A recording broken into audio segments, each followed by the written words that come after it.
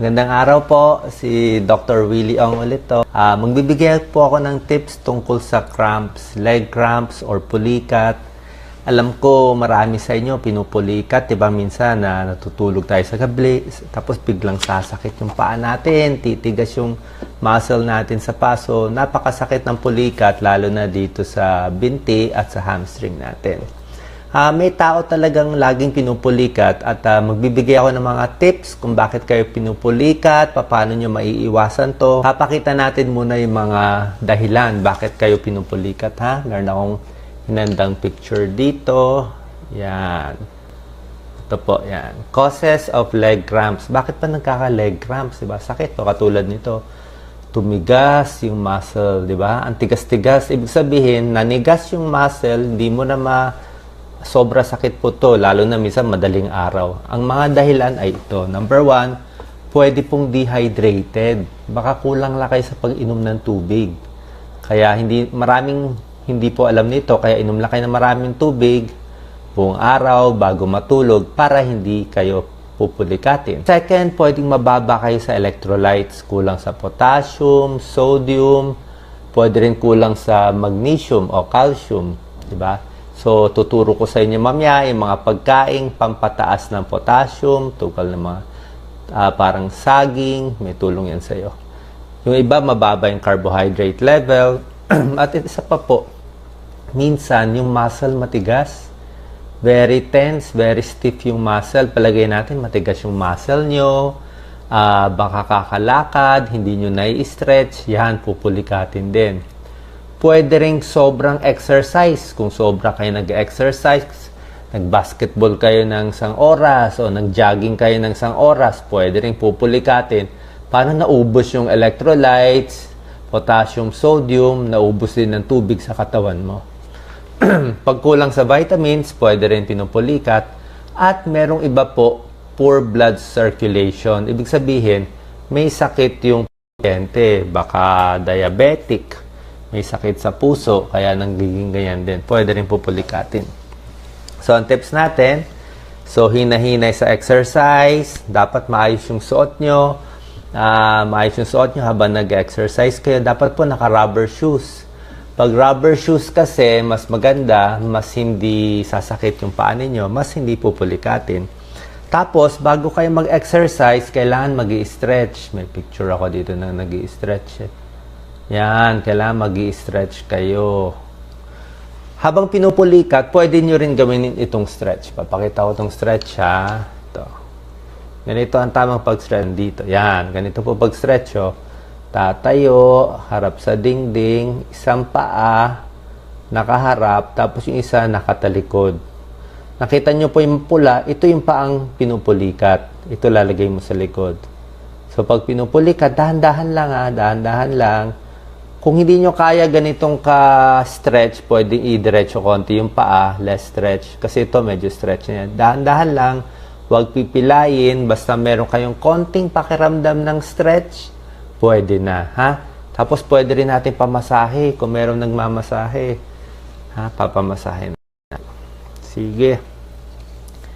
Yan ang mga ibang dahilan. Isipin nyo pa. Pwede rin may sakit sa puso, yung iba yung may diabetes, kaya nasisira yung sa paa. Pwede rin po hot water bag or hot soap. Pwede yung nilalagyan na mainit, kung medyo mainit na nilalagay.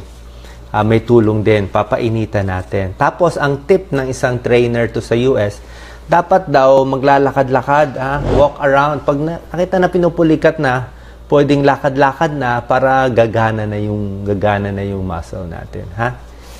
Tapos, yun na nga, overuse ng muscle, yung sobrang nag-exercise, pwedeng pinupulikat.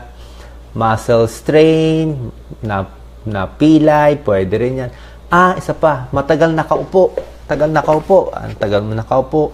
Nakapirmi ka sa isang masikip na lugar, di ba? Nakapirmi ka, nahirapan yung muscle mo, tumitigas. Okay? Karamihan ng pulikat, hindi naman delikado, pero merong pulikat na konektado sa sakit, yung kulang yung blood flow. Mamaya, yung artery, yung daanan ng ugat ng dugo natin, nagbabara na, ha? Yung mga may diabetes, may sakit sa puso. Yung iba pa, naglalakad, sumasakit agad yung paa. Pwede rin yun.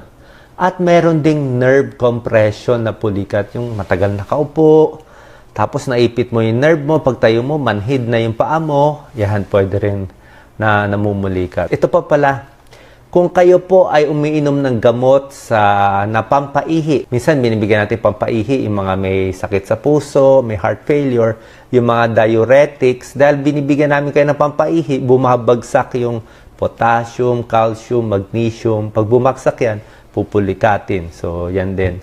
So, kailangan itataas natin. Pwede kayo uminom ng multivitamins araw-araw. Mag-i-stretch kayo. Hindi lang bago mag-exercise, mag-i-stretch po kayo bago matulog. Bago matulog. Para sa akin, minsan yung masyadong malamig.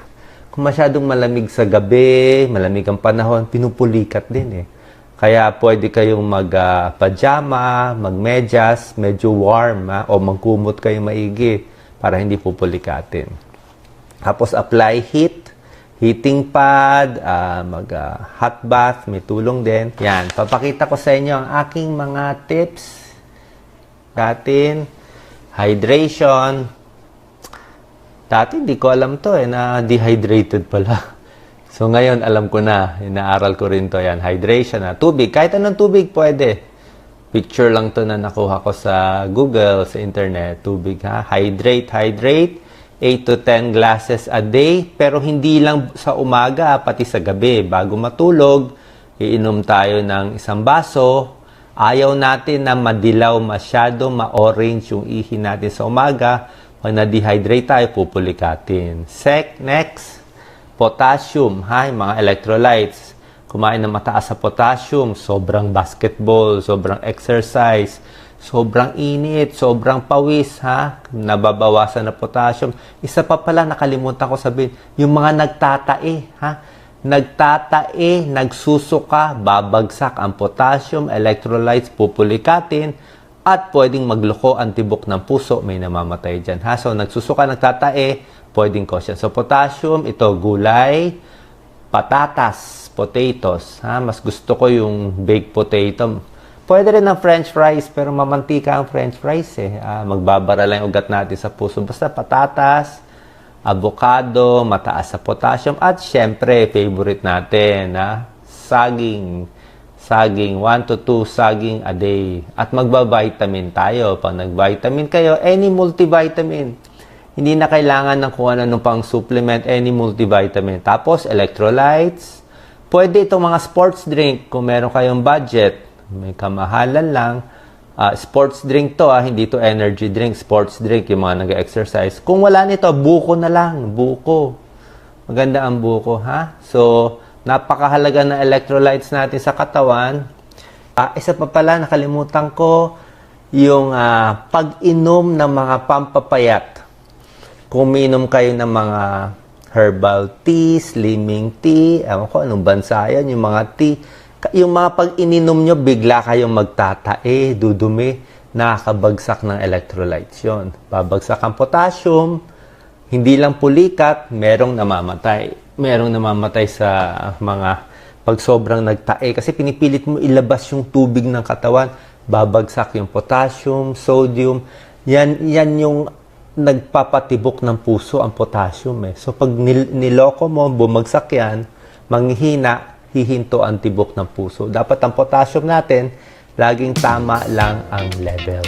God bless po. Salamat sa lahat.